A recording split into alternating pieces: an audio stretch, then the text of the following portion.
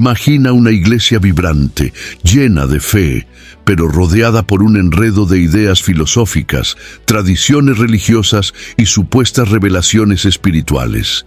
Cada una de estas voces clamaba por atención, prometiendo una espiritualidad más profunda, un camino más elevado, una experiencia más completa con Dios. En medio de este escenario, los creyentes de Colosas enfrentaban un dilema inquietante: ¿cómo distinguir la verdad entre tantas verdades? ¿Cómo permanecer firmes en la fe que habían recibido sin caer en las trampas bien camufladas del error? ¿Qué hacer cuando el error se disfraza de piedad? Cuando la herejía habla con voz suave y apariencia de sabiduría. Pablo, incluso a la distancia, discernió que este no era solo un debate teológico, era un campo de batalla espiritual, donde estaba en juego la propia suficiencia de Cristo y la integridad del Evangelio. Antes de seguir hacia el mensaje de Pablo, déjame decirte algo. Este canal es un espacio donde la Biblia cobra vida con profundidad, contexto y claridad, exactamente de la manera que quien ama las Escrituras merece.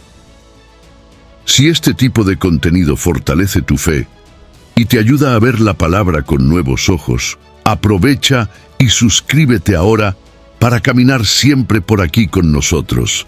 Cada nuevo estudio ampliará aún más tu comprensión de la verdad que transforma. Colosos era una ciudad relativamente pequeña en la región de Frigia, situada en el corazón de lo que hoy es Turquía. A pesar de su porte modesto, su ubicación estratégica entre rutas comerciales importantes convertía el lugar en un punto de encuentro entre diferentes culturas, religiones y filosofías. Este caldero cultural, que podría haber sido una bendición, terminó convirtiéndose en un terreno inestable para el desarrollo de la fe cristiana. En la época en que Pablo escribió a los colosenses, la ciudad estaba repleta de ideas en competencia, desde elementos del judaísmo legalista hasta influencias del misticismo oriental y de la filosofía griega. Lo que debía ser un espacio de aprendizaje y crecimiento espiritual se convirtió en un campo minado para quienes buscaban la verdad. Ante este escenario, la comunidad cristiana local enfrentaba el desafío de discernir entre el evangelio genuino y las doctrinas adulteradas que circulaban libremente. La confusión no venía solo de fuera, sino que se infiltraba en el seno de la propia iglesia. Es importante darse cuenta de que las herejías que amenazaban a los colosenses no se presentaban de manera claramente hostil. Por el contrario, muchas de ellas venían disfrazadas de sabiduría superior, espiritualidad profunda y apariencia de piedad.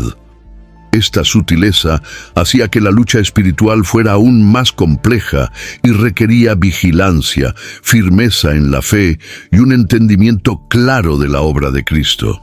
Al escribir su carta, Pablo demostró un profundo conocimiento de la realidad espiritual de Colosos, aunque nunca había visitado la ciudad. Sabía que donde hay mezcla doctrinaria, también hay confusión de identidad. El apóstol percibió que, si el evangelio no se reafirmaba firmemente, la iglesia local corría el riesgo de desviarse de la suficiencia de Cristo y caer en prácticas que parecían espirituales, pero que negaban la esencia de la cruz. Lo que estaba en juego no era solo un debate teológico, sino la propia salud espiritual de los fieles. Muchos de los creyentes colosenses eran nuevos en la fe y por lo tanto más vulnerables a ideas que prometían más de lo que habían recibido. Este más era en realidad un desprecio por la obra completa de Cristo. Cuando el evangelio se presenta como algo que necesita ser complementado por rituales, reglas humanas o experiencias místicas, se distorsiona y debilita. Pablo entendió que era necesario restaurar el fundamento inquebrantable de la verdad y recordar a aquella comunidad que, en Cristo, ya se les había concedido todo lo que necesitaban para vivir con plenitud espiritual. La ciudad de Colosos, por lo tanto, simboliza cualquier lugar donde la fe genuina es puesta a prueba por voces que prometen respuestas alternativas. Es un retrato del conflicto constante entre la verdad revelada por Dios y las construcciones humanas que intentan sustituirla.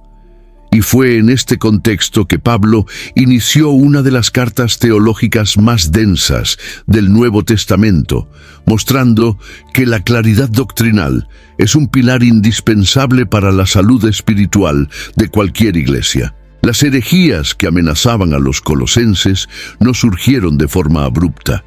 Eran el resultado de un proceso de infiltración sutil que combinaba elementos religiosos, filosóficos y culturales en una red compleja.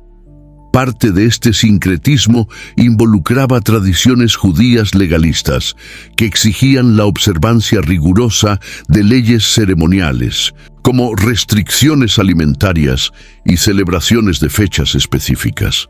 Además, había rasgos claros del misticismo oriental y de creencias gnósticas en formación que defendían la existencia de niveles ocultos de conocimiento espiritual y presentaban a Cristo como uno entre muchos intermediarios celestiales. En medio de esta confusión, el verdadero evangelio corría el riesgo de ser diluido.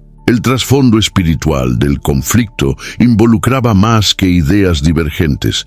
Había una batalla por la centralidad y supremacía de Cristo. La carta de Pablo revela que él veía estas herejías como estrategias espirituales del enemigo para desviar a los creyentes de la simplicidad de la fe. En su visión, esto no era solo un debate teórico, sino una guerra invisible, donde fuerzas espirituales malignas intentaban subvertir la verdad. Esto queda evidente cuando el apóstol afirma que Cristo triunfó sobre principados y potestades, despojándolos públicamente, como se describe en Colosenses capítulo 2, versículo 15. Él estaba dejando claro que la victoria de Jesús en la cruz anulaba cualquier poder espiritual que intentara levantarse como autoridad paralela. Estas doctrinas no solo intentaban disminuir la centralidad de Cristo, sino que también creaban una espiritualidad elitista. Solo aquellos que seguían ciertos rituales, negaban placeres físicos o buscaban experiencias místicas profundas eran considerados verdaderamente espirituales. Esto generaba división dentro de la comunidad y un sentido de insuficiencia entre los creyentes que no encajaban en este modelo distorsionado. Pablo combatió esta idea afirmando que la verdadera plenitud habita en Cristo y que los fieles, por estar en Él, ya son completos. Él estaba rescatando la seguridad espiritual de los colosenses al reposicionar a Cristo en el centro de todas las cosas. El conflicto, por lo tanto, no era solo doctrinario, era existencial. Era sobre identidad, seguridad y comunión con Dios. Las herejías atacaban las bases de la fe, minaban la confianza en la gracia y creaban un falso camino de perfeccionamiento espiritual basado en el esfuerzo humano. Pablo no podía permitir que esto se propagara sin resistencia. Por eso, su carta es al mismo tiempo una defensa teológica y un aliento pastoral. Él escribe con urgencia, pero también con ternura, como alguien que comprende el peso de la lucha espiritual enfrentada por los colosenses. Al estudiar este pasaje de la Escritura, nos damos cuenta de que muchas de las distorsiones combatidas por Pablo siguen vivas en nuestro tiempo, solo que con ropajes diferentes.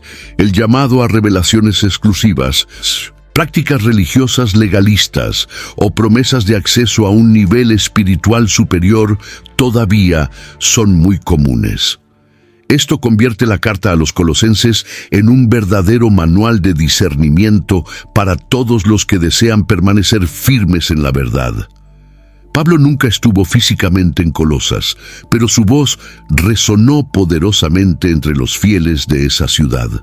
Su apostolado, reconocido por revelación directa de Cristo, le confería autoridad espiritual para enseñar, corregir y edificar iglesias, incluso a la distancia. Esta autoridad no se basaba en una posición institucional, sino en la comisión divina recibida en el camino a Damasco. Al escribir a los colosenses, no hablaba como un mero consejero, sino como un representante del propio Cristo, guiado por el Espíritu Santo. Esto queda claro desde la introducción de la carta, cuando se identifica como apóstol por voluntad de Dios, una afirmación que trae consigo tanto responsabilidad como legitimidad. A pesar de estar lejos físicamente, Pablo estaba plenamente comprometido con la realidad espiritual de esa comunidad. Él menciona que luchaba por ellos en oración, como se registra en Colosenses capítulo 2, versículo 1. Esa lucha no era solo una figura retórica, sino que expresaba el profundo compromiso de un líder que intercedía fervorosamente por el avance de la verdad en medio de la oposición espiritual. Su ausencia no limitaba su actuación, ya que comprendía que la lucha espiritual trasciende barreras geográficas. La oración, la palabra escrita y el poder del Espíritu eran sus herramientas para fortalecer la fe de los hermanos colosenses. La carta a los colosenses revela no solo la autoridad de Pablo, sino también su sensibilidad pastoral. No escribe de manera fría o burocrática, sino con el corazón lleno de celo y amor. Sus palabras animan, confrontan y restauran, siempre apuntando a Cristo como la única fuente de estabilidad y verdad. Este equilibrio entre firmeza apostólica y compasión pastoral hace que su enfoque sea singular. No solo refuta errores, edifica los corazones heridos por la duda y la confusión doctrinal. Esto demuestra que la verdadera autoridad espiritual se ejerce con responsabilidad y cuidado. Además, Pablo presenta argumentos con precisión teológica, combatiendo error por error, sin jamás ceder al espíritu de división. No promueve un enfrentamiento destructivo, sino un enfrentamiento redentor. Al corregir, no aleja, acerca. Al disciplinar, no acusa, aclara. Su autoridad no está al servicio del ego, sino de la edificación de la Iglesia. Esto es especialmente relevante hoy, cuando tantos líderes confunden autoridad con dominación y confrontación con intolerancia. En Pablo vemos un modelo de liderazgo que confronta el error sin perder el amor. Su actuación en Colosas nos enseña que no es necesario estar presente físicamente para causar un impacto espiritual. Cuando es guiado por Dios, un líder puede actuar con autoridad incluso desde lejos, si está anclado en la verdad, comprometido con la oración y movido por el amor. Esta es una lección para todos los que ejercen influencia espiritual. La verdadera autoridad nace de la obediencia a Cristo y se manifiesta en el servicio a los demás. En el corazón de la carta a los colosenses está la presentación de la supremacía de Cristo como el antídoto definitivo contra todas las herejías. Pablo sabía que en un ambiente plagado de filosofías humanas y prácticas religiosas confusas, la Iglesia solo permanecería firme si estaba cimentada en la identidad y en la obra de Jesús. Por ello, eleva a Cristo a una posición incuestionable, por encima de toda creación, de todo poder, de cualquier tradición. Afirma que Cristo es la imagen del Dios invisible y el primogénito de toda la creación, como se registra en Colosenses capítulo 1, versículo 15. Con estas palabras, establece un contraste directo con cualquier enseñanza que intentara disminuir o relativizar la divinidad de Jesús. Pablo no se limitó a declarar que Cristo es central. Explicó por qué. El apóstol reveló que todas las cosas fueron creadas por medio de Él y para Él, y que en Él todo subsiste.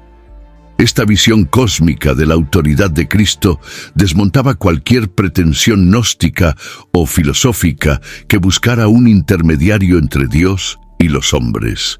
Cristo no es uno entre muchos, sino el único a través del cual todo fue creado y redimido. Al enfatizar que toda plenitud habita corporalmente en Jesús, Pablo eliminaba cualquier espacio para doctrinas que intentaran fragmentar la divinidad o insertar otros mediadores en la experiencia espiritual de los fieles.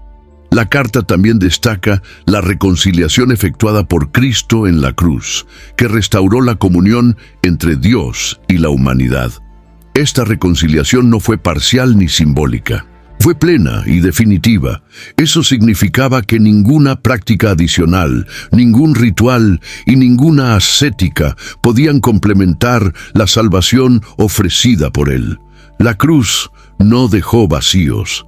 Esta claridad era esencial para liberar a los colosenses de la ansiedad espiritual generada por las herejías que afirmaban que el Evangelio necesitaba añadidos.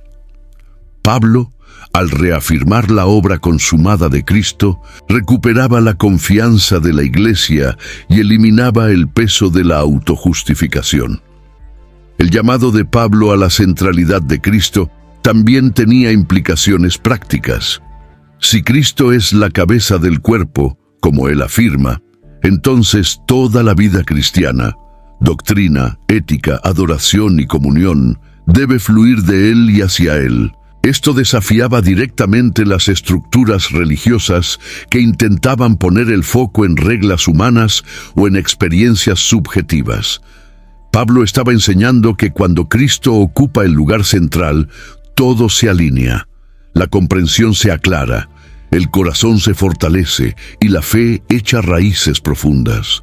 No solo estaba combatiendo ideas, estaba restaurando la visión espiritual correcta. En los días actuales, esta verdad continúa siendo el eje de la fe cristiana. Siempre que Cristo deja de ocupar el centro, se abre espacio para distorsiones que, aunque parezcan espirituales, generan confusión, orgullo y alejamiento de Dios. La insistencia de Pablo en exaltar la supremacía de Jesús es un llamado a volver al fundamento original de la fe. No hay otro nombre, ni otra estructura, ni otra experiencia que sostenga la vida cristiana. Todo comienza, continúa y termina en Cristo.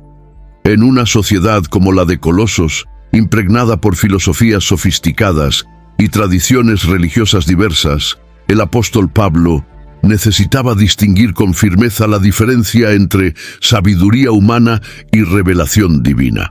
Esta distinción es vital, pues muchos de las enseñanzas heréticas venían embalados con el verniz del intelecto y de la lógica persuasiva.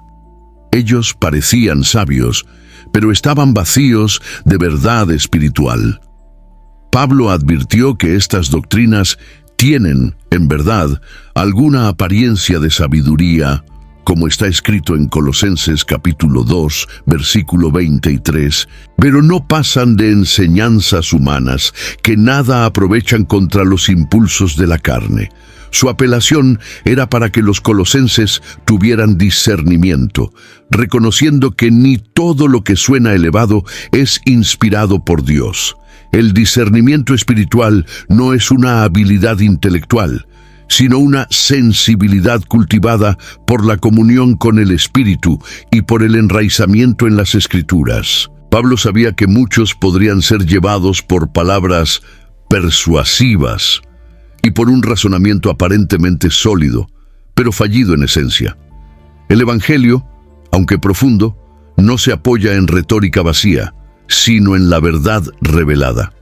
La sabiduría del alto, conforme descrita también en otras cartas del apóstol, es pura, pacífica, moderada y llena de buenos frutos. Esa sabiduría contrasta directamente con la astucia de aquellos que tuercen las Escrituras para sus propios intereses.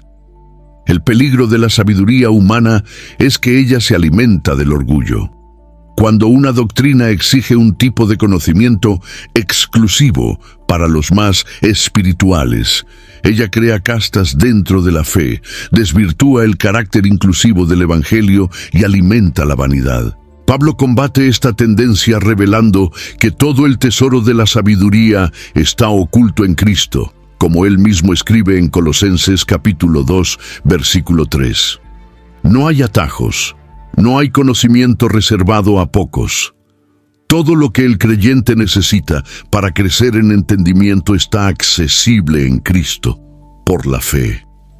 La orientación de Pablo en este punto es extremadamente relevante para la iglesia contemporánea. Nunca hubo tanta información disponible, tantos discursos atractivos y tantas revelaciones siendo divulgadas. Sin embargo, sin el filtro del espíritu y el cribo de la palabra, muchos acaban confundiendo contenido profundo con verdad espiritual. La Iglesia necesita redescubrir el valor del discernimiento como herramienta de protección y dirección. Esto no significa desvalorizar el intelecto, sino someterlo a la autoridad de la revelación divina. Por eso, el apóstol no solo refutó los falsos enseñanzas, sino equipó a los colosenses con una perspectiva segura. La sabiduría verdadera no es construida del hombre para Dios, sino revelada de Dios para el hombre.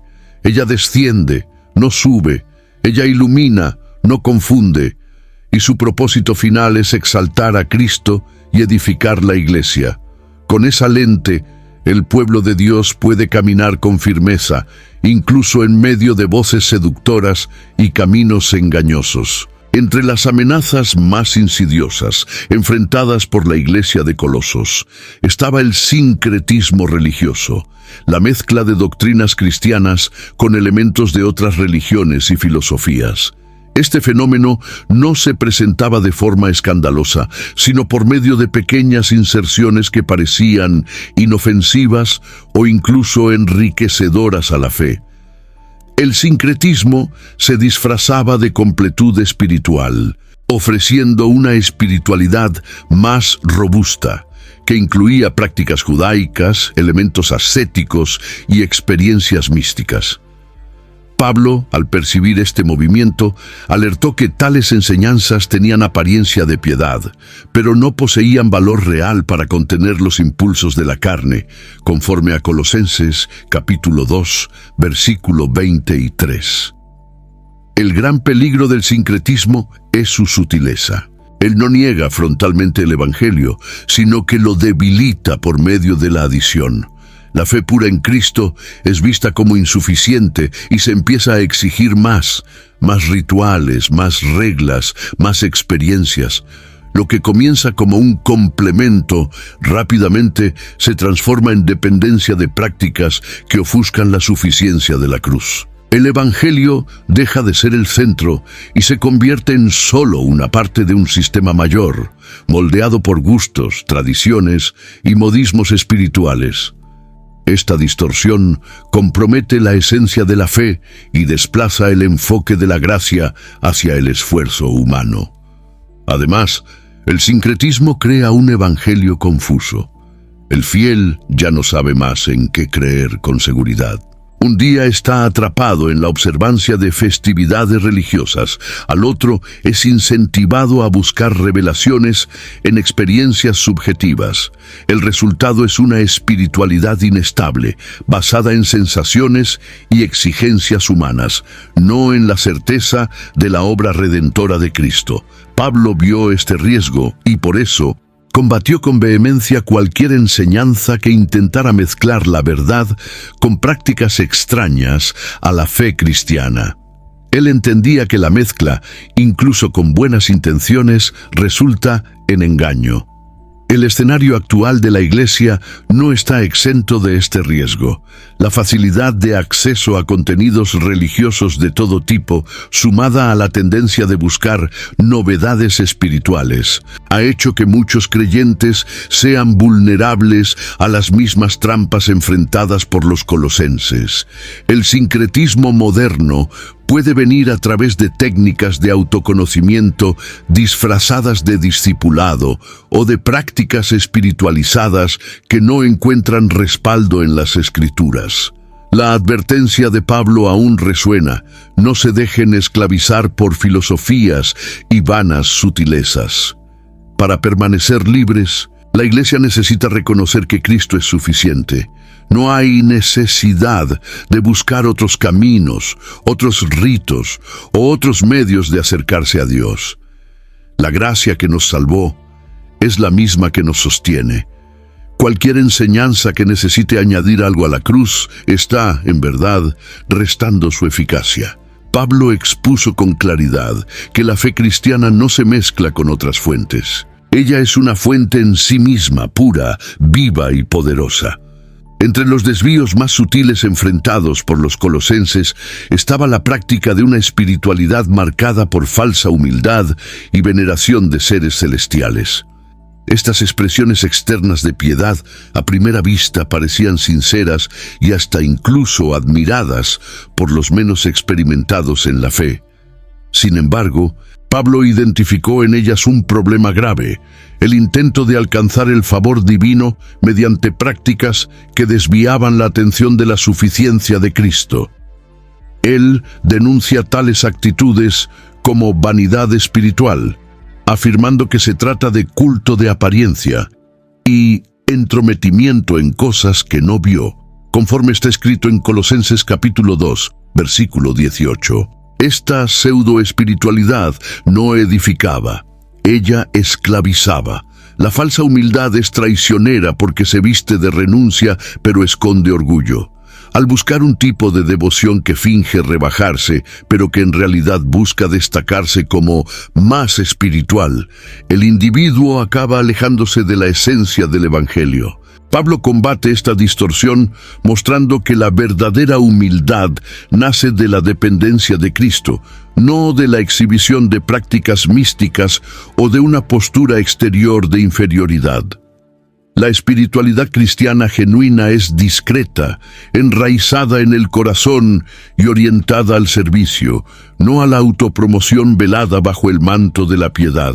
Otro punto crítico abordado por Pablo fue el culto a los ángeles, una práctica que, en aquella época, era influenciada por creencias populares y corrientes religiosas que veían a los ángeles como mediadores indispensables entre Dios y los hombres. Esta veneración desviaba los ojos del único mediador verdadero, Cristo, y creaba un sistema espiritual paralelo que no poseía respaldo en la revelación divina. Pablo fue categórico al decir que quien se entregaba a este tipo de práctica se alejaba de la cabeza, que es Cristo. Al perder esta conexión, la fe dejaba de nutrirse de la fuente y se convertía en una estructura hueca, sostenida por ilusiones religiosas. Hoy, esta advertencia sigue siendo actual. Aunque el culto explícito a ángeles sea menos común en algunos contextos, todavía hay muchos que depositan su fe en mediadores humanos, símbolos espirituales o experiencias extrabíblicas. La necesidad de sentirse especial o de vivir una espiritualidad diferenciada sigue llevando a muchos a buscar manifestaciones que en el fondo solo alimentan la vanidad disfrazada. Pablo nos recuerda que la verdadera seguridad espiritual está en permanecer ligados a la cabeza y que todo intento de superar este vínculo resulta en engaño. Por lo tanto, al lidiar con estas distorsiones, Pablo no solo denuncia el error, sino que reposiciona a los creyentes en la centralidad de Cristo y en la simplicidad de la fe. El apóstol deja claro que el Evangelio no necesita adornos ni de accesos especiales mediante seres celestiales. La cruz de Cristo ya abrió el camino y la verdadera espiritualidad nace de la permanencia en Él. Esta enseñanza libera la fe de pesadas innecesarias y conduce al cristiano a la madurez. En la carta a los Colosenses, Pablo expone un contraste crucial. Mientras las tradiciones humanas se desvanecen con el tiempo, la plenitud de Cristo es permanente, completa y suficiente para todas las necesidades espirituales del hombre. Muchos de las enseñanzas que circulaban en Colosas estaban fundamentadas en tradiciones pasadas de generación en generación, pero desprovistas de la vida y del poder de Dios. Pablo confronta estas tradiciones afirmando que son rudimentos del mundo, como leemos en Colosenses capítulo 2, versículo 8, y advierte a los creyentes a no ser llevados por ellas. La razón es simple. Tales enseñanzas no conducen a la vida en Cristo, sino al aprisionamiento de la conciencia. Las tradiciones humanas, aunque a veces bien intencionadas, se vuelven peligrosas cuando asumen autoridad sobre la fe. Impone normas, rituales y comportamientos que no necesariamente reflejan la voluntad de Dios revelada en las Escrituras. Pablo sabía que, una vez que estas tradiciones se infiltraban en el corazón de la iglesia, robaban la libertad que hay en el Evangelio y reemplazaban la obediencia a Cristo por una obediencia al sistema. El problema no está en seguir costumbres culturales en sí, sino en ponerlas como requisito para la comunión con Dios o como medida de espiritualidad. La respuesta de Pablo es directa. En Cristo habita corporalmente toda la plenitud de la divinidad, y en Él los creyentes están completos. No hay brecha, no hay carencia, no hay vacío a ser llenado por tradiciones humanas. Esta afirmación, registrada en Colosenses capítulo 2, versículos 9 y 10, es una de las declaraciones teológicas más poderosas del Nuevo Testamento. Pone fin a cualquier intento de perfeccionar el Evangelio por medios externos. Quien está en Cristo ya ha sido aceptado, ya ha sido transformado y vive bajo una nueva realidad espiritual. Además, Pablo muestra que muchas de estas tradiciones no solo son inútiles, sino también contraproducentes. Alimentan el orgullo religioso, crean barreras entre los creyentes y oscurecen la simplicidad de la gracia. En lugar de promover comunión, generan competencia espiritual. En lugar de formar discípulos de Jesús, forman seguidores de costumbres.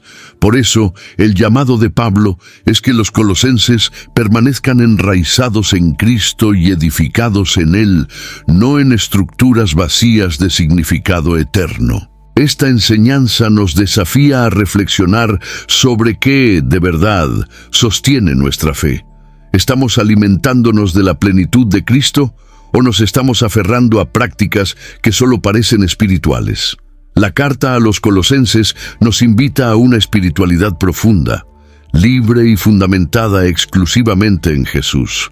Cuando Él es suficiente, todo lo demás encuentra su lugar. Pero cuando intentamos suplir lo que ya ha sido completado por Él, acabamos alejándonos de la fuente de la vida.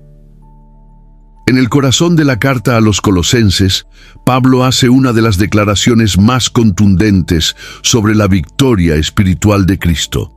Él afirma que por medio de la cruz, Jesús despojaron a los principados y potestades y los expuso públicamente al desprecio, triunfando sobre ellos, conforme Colosenses capítulo 2, versículo 15.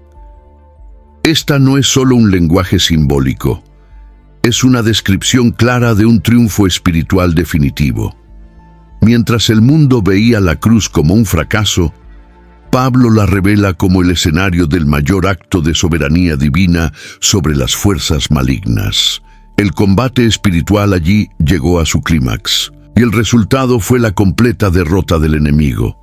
Esta victoria tiene implicaciones prácticas para la vida del cristiano. Al desarmar a los principados y potestades, Cristo deshizo la autoridad que estas entidades ejercían sobre la humanidad. Esto incluye no solo la acusación legal del pecado, sino también el dominio psicológico, espiritual y social que el reino de las tinieblas imponía sobre los hombres. Ahora, los que están en Cristo no viven más bajo el miedo, la opresión o la condenación. Ellos están libres para vivir una nueva vida, no basada en la culpa, sino en la gracia que fluye de la cruz. Pablo quiere que los colosenses entiendan que la cruz no es solo un símbolo de sufrimiento, sino de victoria. Él escribe a una iglesia amenazada por doctrinas que exaltaban poderes espirituales secundarios y exigían reverencia a entidades celestiales. Al afirmar que Cristo expuso estas fuerzas al desprecio, el apóstol elimina cualquier argumento que sostenga la necesidad de mediadores o temores espirituales. La sangre de Jesús no solo perdona, sino que también establece una nueva autoridad sobre todo el cosmos. El trono del Cordero está por encima de todo nombre, poder y dominio. Esta visión transforma la manera en que enfrentamos las batallas espirituales. La victoria de la cruz no nos exime de luchas, pero redefine nuestra posición en esas luchas. No combatimos desde el punto de vista de la derrota, sino de la victoria conquistada. Estamos sentados con Cristo en las regiones celestiales, como Pablo afirma en otra de sus cartas, y esta posición nos garantiza autoridad sobre cualquier estrategia del maligno. En lugar de temer, oramos con valentía. En lugar de huir, permanecemos firmes. La cruz nos equipa para resistir con confianza. Por lo tanto, al escribir a los colosenses, Pablo reorienta su enfoque hacia la realidad de la cruz como el centro de toda autoridad espiritual. Ninguna filosofía, tradición o enseñanza puede compararse al poder del sacrificio de Jesús.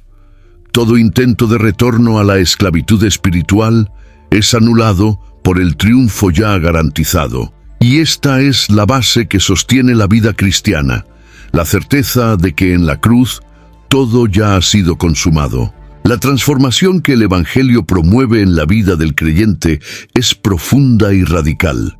En su carta a los colosenses, Pablo afirma que al recibir a Cristo, los fieles fueron sepultados con Él en el bautismo y también resucitados juntamente con Él por la fe, como está registrado en Colosenses capítulo 2, versículo 12.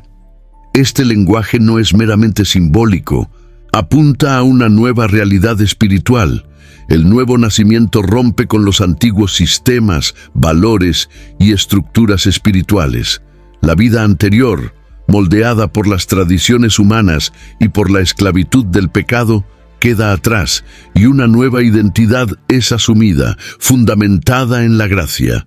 Esta ruptura no es solo personal, tiene implicaciones cósmicas.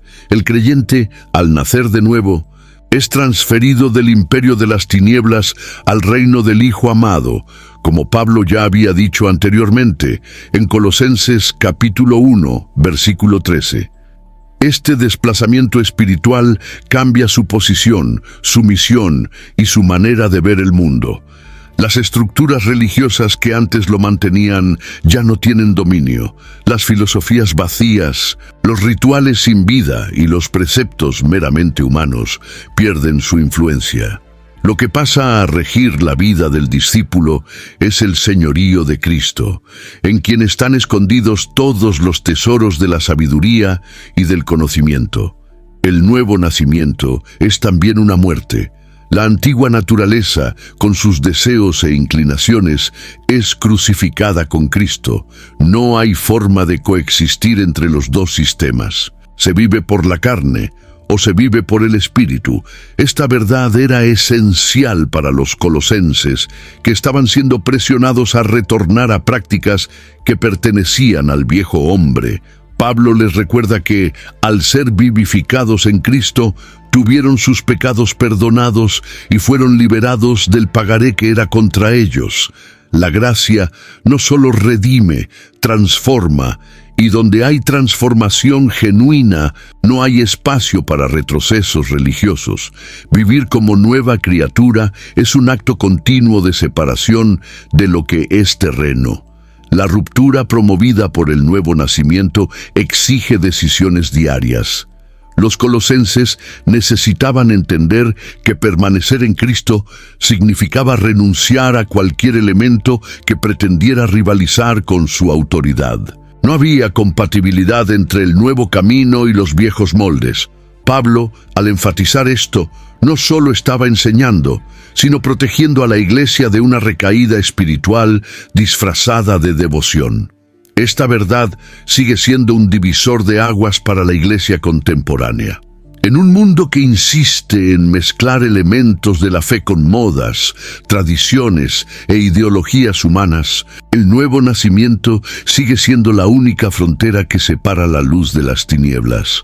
Aquel que ha nacido de nuevo no solo ha cambiado de comportamiento, ha cambiado de naturaleza, de sistema, de dirección.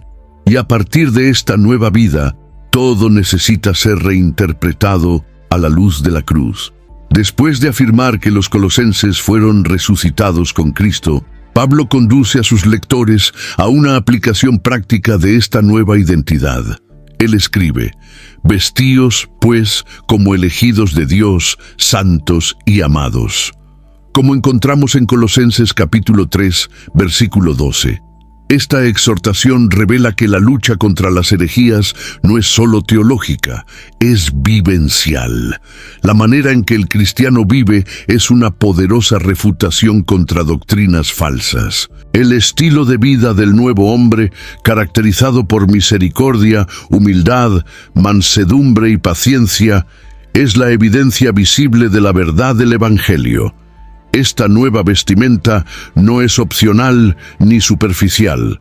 Es un cambio que comienza en el corazón y desborda en acciones concretas. Pablo muestra que la fe en Cristo necesita expresarse en relaciones restauradas, actitudes coherentes y una conducta marcada por el amor, que es el vínculo de la perfección, conforme él mismo afirma. Esto contrasta fuertemente con las herejías que enfatizaban apariencias religiosas, rituales y experiencias místicas desconectadas de la práctica de la justicia. El nuevo hombre no se define por lo que evita, sino por lo que promueve: paz, perdón, unidad y comunión. Vestirse del nuevo hombre también implica rejeitar todo lo que pertenece a la vieja naturaleza. Pablo menciona actitudes como ira, malicia, blasfemia y lenguaje grosero, que deben ser abandonadas por aquellos que ahora viven en Cristo.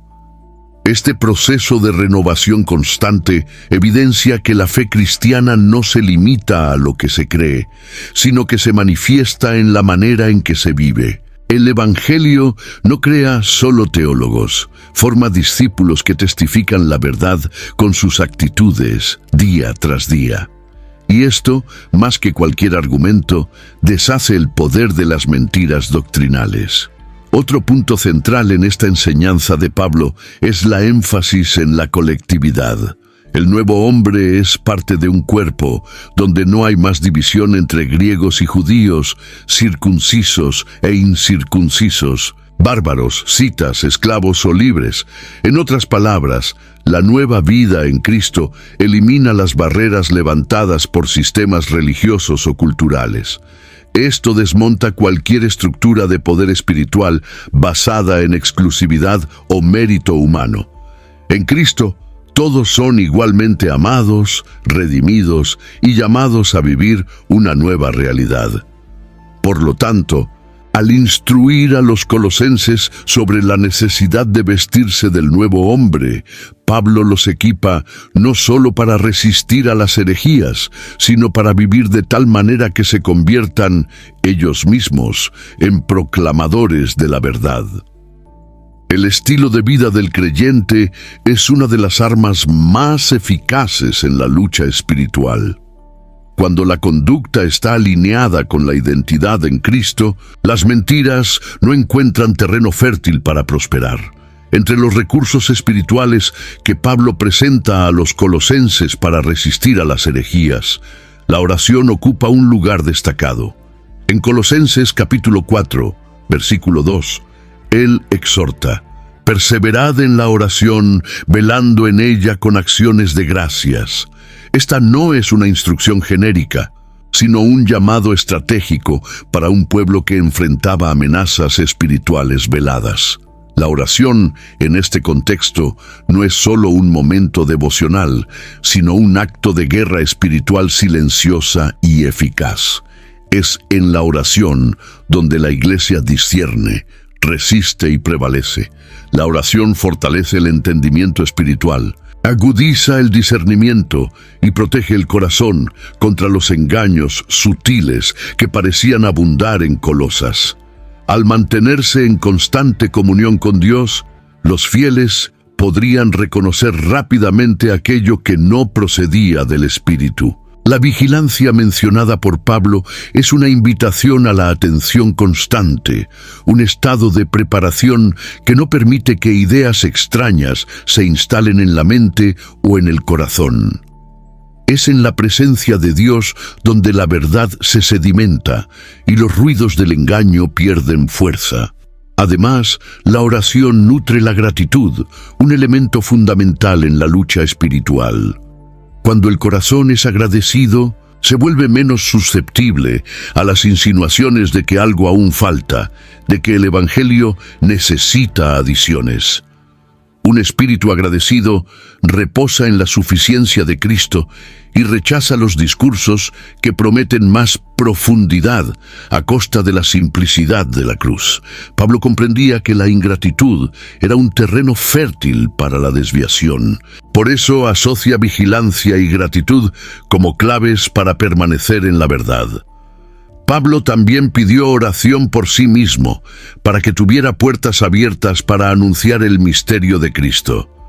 Esto revela que la oración no solo protege, sino que también impulsa la misión.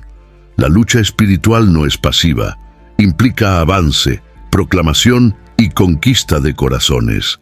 La oración intercesora, por lo tanto, es una fuerza activa que no solo sostiene a los creyentes, sino que expande el reino. La iglesia de Colosas era llamada a orar con entendimiento, con propósito y con fe, sabiendo que Dios actúa a través de las súplicas de su pueblo. Por último, la oración coloca al creyente en alineación con el cielo. En tiempos de confusión doctrinal, restaura el enfoque, renueva la esperanza y reaviva la visión. La iglesia que ora no se doblega ante las mentiras. Permanece firme, no por su fuerza, sino porque está conectada a la fuente de toda verdad. La oración, en este sentido, es más que disciplina espiritual. Es la respiración de una iglesia viva, despierta e inquebrantable ante las trampas del enemigo. En medio del contexto de confusión espiritual y herejías disfrazadas de verdad, Pablo hace un llamado claro a la vigilancia. Él no solo instruye a los creyentes individualmente, sino que también enfatiza la responsabilidad colectiva de la Iglesia en proteger la sana doctrina. Esta vigilancia no se trata de una desconfianza constante, sino de una postura atenta, madura y fundamentada en la palabra. En Colosenses capítulo 2, versículo 4, él alerta: nadie os engañe con palabras persuasivas. Esta advertencia muestra que el engaño no es siempre grotesco o evidente. Muchas veces es atractivo, bien argumentado y emocionalmente seductor. Mantener la vigilancia doctrinal requiere líderes atentos y miembros conscientes. La Iglesia necesita estar equipada, no solo con conocimiento bíblico, sino con un corazón sensible al Espíritu Santo, que testifica de la verdad. Pablo sabía que una comunidad espiritualmente desatenta se vuelve vulnerable a todo tipo de viento de doctrina. Y, en Colosas, donde el sincretismo amenazaba diluir el Evangelio, el celo por la verdad era cuestión de supervivencia espiritual. Cuando la iglesia se acomoda, el error se infiltra silenciosamente, se instala sutilmente y, por fin, domina completamente. La vigilancia también implica confrontación amorosa. Cuando ideas distorsionadas surgen, es necesario que hermanos maduros se levanten para corregirlas con firmeza y mansedumbre. Pablo no se silenció ante el error, sino que usó su autoridad espiritual para restaurar la verdad con claridad. Esta es la postura que la Iglesia necesita adoptar: no agresividad, sino firmeza; no juicio, sino celo por la pureza del Evangelio. El silencio cómplice ante enseñanzas nocivas compromete la salud espiritual de la comunidad y pone en riesgo a los más débiles en la fe. Además, La vigilancia doctrinal se alimenta de la constante exposición a la palabra. Iglesias que priorizan la enseñanza bíblica sólida están naturalmente más protegidas contra el error. Pablo demostraba esta preocupación al enseñar y orar para que los creyentes fueran llenos del pleno conocimiento de la voluntad de Dios, en toda sabiduría y entendimiento espiritual, como él escribió en Colosenses capítulo 1, versículo 9. Este conocimiento no es solo intelectual. Él moldea el corazón, renueva la mente y transforma la vida. Una iglesia instruida es una iglesia vigilante. La vigilancia doctrinal, por lo tanto, no es tarea de pocos. Es una cultura que necesita ser cultivada por todos. Una comunidad que ama la verdad y que la defiende con gracia y sabiduría se convierte en una fortaleza contra los ataques del engaño. Y, más que preservar un sistema de creencias, protege vidas, conserva el testimonio de Cristo y se mantiene viva como faro en medio de las tinieblas de la confusión espiritual. En la lucha contra las herejías que amenazaban a la iglesia de Colosas, Pablo no solo escribió una carta teológica. Él reconoció y valoró el papel de aquellos que lideraban esa comunidad local. Un nombre se destaca: Epafras, mencionado en Colosenses capítulo 1, versículo 7, como fiel ministro de Cristo que había enseñado el Evangelio a los colosenses. Más adelante, en Colosenses capítulo 4, versículo 12, Pablo afirma que Epafras siempre lucha por vosotros en oraciones, mostrando que el líder espiritual no solo enseña, sino que intercede, protege y sirve como un guardián de la verdad.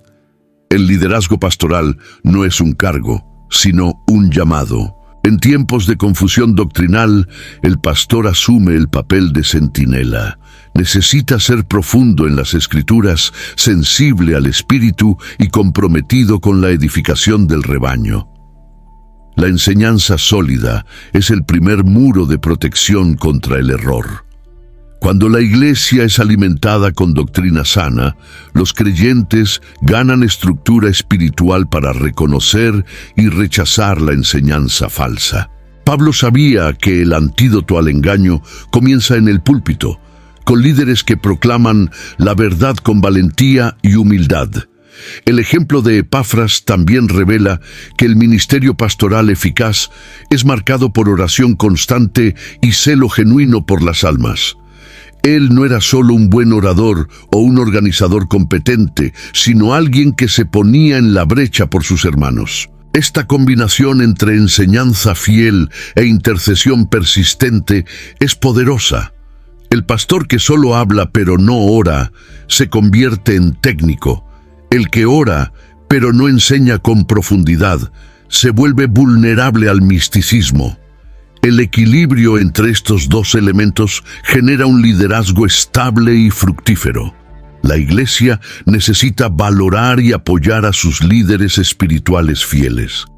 En muchos contextos, los pastores han sido sobrecargados con demandas administrativas o presionados por expectativas que poco tienen que ver con su misión esencial: predicar la palabra y pastorear el rebaño.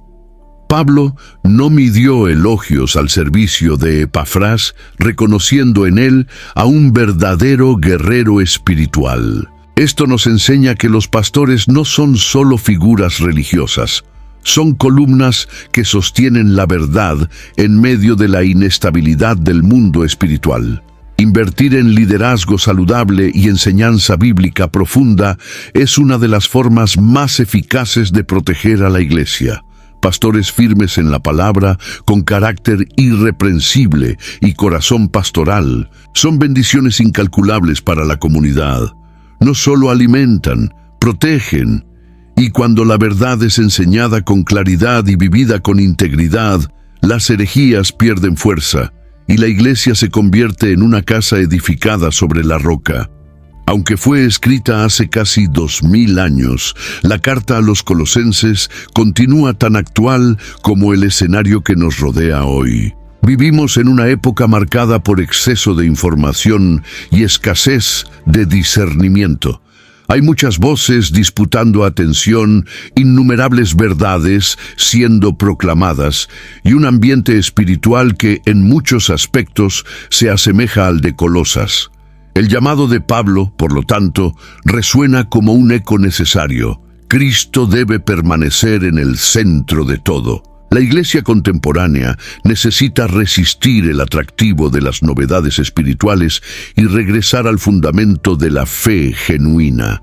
Mantener a Cristo en el centro exige valentía. Es más fácil seguir la corriente cultural, adoptar prácticas populares o suavizar el Evangelio para hacerlo más aceptable. Pero Pablo nos muestra que la verdad no se moldea a las preferencias humanas. En Colosenses capítulo 3, versículo 16, él exhorta: «La palabra de Cristo habite en vosotros ricamente». Esto implica una relación profunda con las Escrituras, un corazón dispuesto a ser moldeado por ellas y una vida que refleje la sabiduría que viene de lo alto. No basta conocer la verdad, es preciso vivirla con integridad y valentía. Hoy como ayer, las herejías no se presentan con etiquetas obvias. Vienen envueltas en espiritualidad, marketing religioso, discursos emocionales y hasta filantropía. Por eso, más que nunca, la Iglesia necesita de madurez. Los creyentes deben crecer en conocimiento, permanecer firmes en la fe y cultivar una espiritualidad saludable, centrada en la cruz, en el amor y en la verdad. Esto no sucede por casualidad. Exige intencionalidad, comunión con los santos, oración constante y enseñanza sólida. La lucha espiritual descrita en Colosenses no es algo distante de nuestra realidad. Aún enfrentamos principados que intentan desviarnos de la centralidad de Cristo. Aún hay filosofías humanas que se disfrazan de evangelio. Aún hay presión para adaptar la fe a las demandas culturales. Pero como Pablo enseñó, tenemos en Cristo todo lo que necesitamos. Él nos basta. Él es suficiente. Él es el fundamento inquebrantable de toda vida piadosa. La carta a los Colosenses nos desafía a vivir con discernimiento, firmeza y pasión por la verdad. No como quien solo reacciona al error, sino como quien construye con fidelidad. La lucha espiritual continúa, pero también continúa la victoria de la cruz. Y quien permanece en Cristo, cimentado en la palabra, no solo resiste, él florece en medio del caos, como testigo vivo de la verdad que libera. Al escuchar todo esto, muchas personas recuerdan las luchas que ya han enfrentado por la fe. Si alguna parte de este mensaje trajo claridad a su corazón, comparta en los comentarios. Su experiencia puede fortalecer a alguien. Aproveche también para enviar este video a un amigo que valora la verdad bíblica. Y para continuar recibiendo contenidos que edifican con seriedad y profundidad, inscríbase en el canal. Su presencia aquí hace toda la diferencia.